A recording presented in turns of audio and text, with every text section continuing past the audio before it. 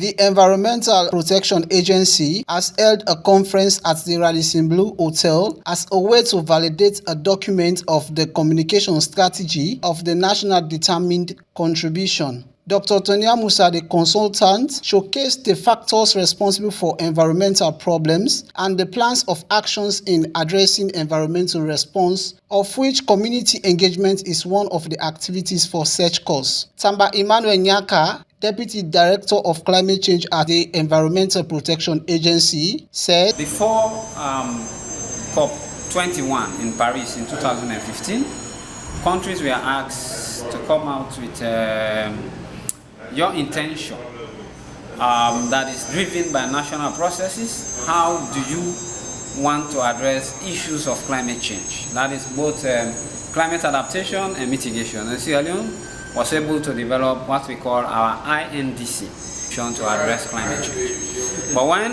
after Paris in 2016, the Paris Agreement was adopted, Sierra Leone Parliament ratified the Paris and we become a signatory to the Paris Agreement. And so our intention became our nationally determined contribution.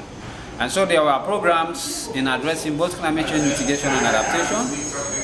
We implemented it for 5 years, and in 2021 we were able to review that particular document and we submitted to the United Nations Framework Convention on Climate Change. But we realized from the old NDC that in implementing it, there was nothing like a communication strategy. And a lot of Sierra Leoneans were not aware about that particular document. And so we approached UNDP and they supported us to develop a communication strategy for the least Sierra Leonean to know that this document is there.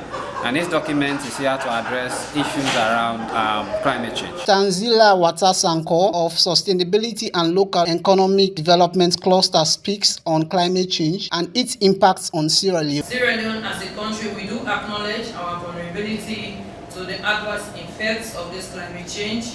And therefore, like the chairman said, we have been taking concrete steps to mitigate and adapt to these changes.